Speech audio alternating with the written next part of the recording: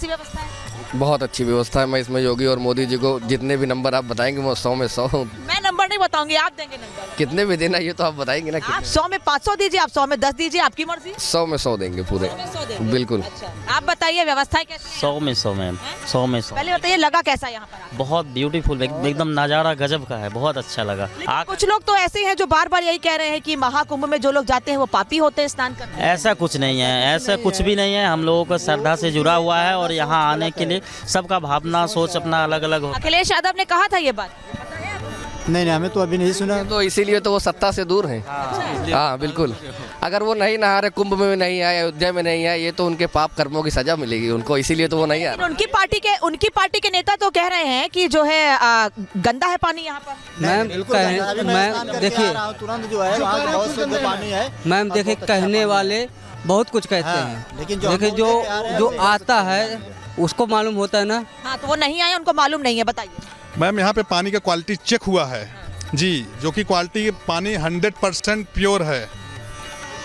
हमारे यहाँ पूरी व्यवस्था चुस्त दुरुस्त है। हम लोग यहीं के रहने वाले हैं। दिन रात यहाँ पे ऑलरेडी यहाँ पे पानी फिल्टर प्लांट लगा हुआ है, एसटीपी बनी है, सीवर ट्रीटमेंट प्लांट का पूरा पानी, सारी व्यवस्था है। आप कह रहे हैं आपको बता दें मैम कि भारत के इतिहास की बात बता रहा हूँ, भारत के इतिहास में ऐसी व्यवस्था आज तक कहीं हुई। जो योगी जी और मोदी जी को जो झूठा दिखला रहे हैं वो स्वयं झूठे हैं, और जो ऐसा कह रहे हो वो खुद यहाँ पर पाप धोने आएंगे। उनकी मानसिकता कुछ स्वयं गंदे हैं वो लोग। इस बार जो ऐसी भाषा का प्रयोग कर रहे हैं मैम, आपको बता दें कि गंदे लोग हैं। पूरे विश्व से 100 करोड़ लोग यहाँ पर गंगा स्नान करने आ रहे हैं, और जो व्यवस्था है, इस तरीके की व्यवस्था यहाँ पे बनाई। क्या आप लोगों को लगता है कि सनातन के ऐसे आयोजनों पर राजनीति होनी चाहिए? बिल्कुल नहीं होनी चाहिए, बिल्कुल नहीं होनी चाहिए।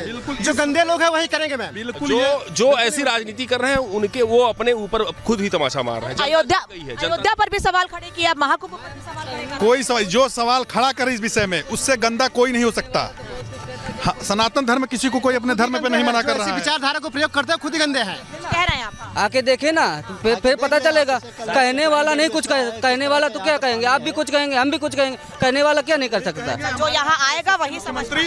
हमारे यहाँ के यशस्वी मुख्यमंत्री हमेशा बने रहे, वो आगे जाके प्रधानमंत्री बने। बढ़िया काम है, बहुत बढ़िया। इससे बढ़िया और कुछ काम हो ही नहीं सकता। मैम आप देखिए, ऑर्डर लाइन जो भी है सब कुछ उनका, सब कुछ ठीक है। आप यहाँ की व्यवस्था देख लीजिए। 100 करोड़ लोग पूरे विश्व में यहाँ पर आकर के स्नान करेंगे, और ये जो कह रहे हैं व्यवस्था, जो तमाचा वाली बात कर रहे हैं, जो पाप धुलने वाली बात कर रहे हैं, वो खुद आकर के यहाँ पे अपना पाप धुलेंगे चुपके से।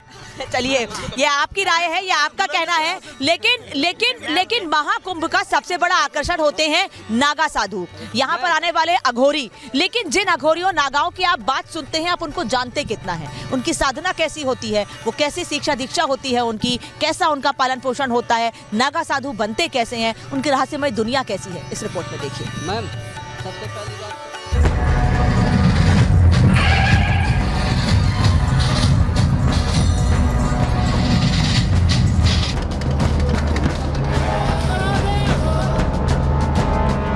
महाकुंभ में सिर्फ सनातन का गर्व नहीं, शक्तियों का समावेश भी दिखता है। शक्ति उन नागा साधुओं की, उन हठ योगियों की, उन महाकाल के भक्त यानी अघोरियों की, जो सनातन की रक्षा का अनदेखा भार अपने कंधों पर उठाते हैं। लेकिन क्या कभी आपने सोचा है कि महादेव महाकाल के जिन भक्तों को हम सिर्फ महाकुंभ में देख पाते हैं, वो बाकी समय कहां पर रहते हैं? वो क्या करते हैं और उनकी दुनिया कैसी होती है? जी हाँ, जैसे महाकाल की माटी में शिव का धर्म लिखा है, वैसे ही उनके भक्तों के माथे पर सत्य का मर्म लिखा है। ये भक्त दिन के उजाले में हमें आम भक्तों की तरह दिखाई देते हैं, लेकिन सांझ होते ही इनकी साधना के स्वरूप के साथ इनका रूप भी बदल जाता है। वैसे तो नागा साधु हो या अघोरी, ये दोनों ही आम लोगों के लिए रहस्यमयी हैं, क्योंकि इनकी साधना की विधि पर इतने रहस्यों की परत चढ़ी है कि महाकुंभ में हम इन्हें देखकर भी यह अंदाजा नहीं लगा सकते कि जिन्हें हम अपनी आंखों के सामने देख रहे हैं, उनकी असल दुनिया हमारी दुनिया से कितनी अलग है। दिलचस्प बात यह है कि संतों के इन दोनों ही संप्रदाय के देवता शिव है। नागा साधु जहां शिव की साधना करते हैं, तो वहीं अघोरी भगवान शिव के उग्र रूप अघोरनाथ की उपासना करते हैं। महाकुंभ में दोनों ही संप्रदाय के सन्यासियों का जमावड़ा है, जिनसे आशीर्वाद पाने के लिए महाकुंभ में भक्त पलक पावड़े बिछाए हैं।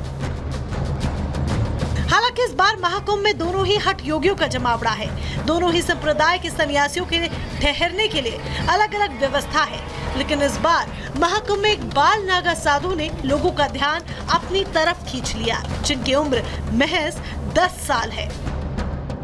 नागा संत है, उनसे बात करते हैं। महाराज जी, आपका नाम क्या है? मेरा नाम विष्णुगिरी महाराज। इनका नाम है विष्णुगिरी महाराज। आप कितने साल के अभी? मैं अभी 10 साल का हूँ। और आपने कैसे ये सोचा, कैसे आपके मन में आया कि मुझे संन्यास लेना चाहिए? कब आपने संन्यास लिया? जब मैं 3 साल का था तभी मैंने संन्यास लिया था। किसी ने आपको मना किया या कुछ? मैंने अपने मन से संन्यास ले लिया था।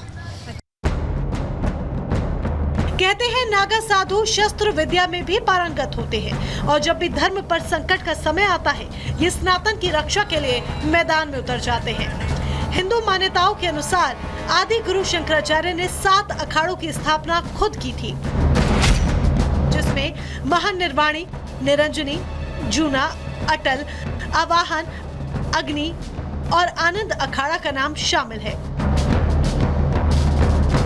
हिंदू मान्यताओं के अनुसार इन अखाड़ों का मुख्य उद्देश्य देश के प्राचीन मंदिरों और धार्मिक लोगों को अन्य धर्मों के आक्रमणकारियों से बचाना था, लेकिन बदलते समय के साथ आज इन अखाड़ों की संख्या बढ़कर 13 हो गई है, जिनमें से कुछ अखाड़े शैव मान्यताओं को मानने वाले हैं, तो कुछ वैष्णव मान्यताओं के अधीन हैं, जबकि कुछ उदासीन।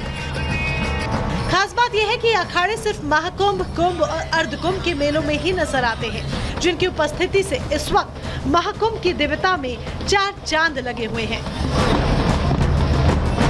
लेकिन अघोरियों की दुनिया नागा साधुओं से बिल्कुल अलग होती है। आमतौर पर जहां नागा साधु बिना वस्त्र के नजर आते हैं, तो वहीं अघोरी साधुओं की वेशभूषा ही इन्हें सबसे अलग बना देती है। इनके रहने का तरीका और इनकी जीवन शैली भी बाकी दुनिया से बिल्कुल अलग होती है। कहते हैं अघोरी के लिए चिता की राख यानी कि भस्म ही सब कुछ है, और अघोरी वही अपनी सच्ची साधना भी पूरी करते हैं। लेकिन रुद्राक्ष नरमुंड की मालाओं से श्रृंगार करने वाले अघोरियों की सिद्धि के पीछे कितनी कठिन साधना है, ये सिर्फ अघोरी ही जानते हैं। Bureau report, Republic Bharat.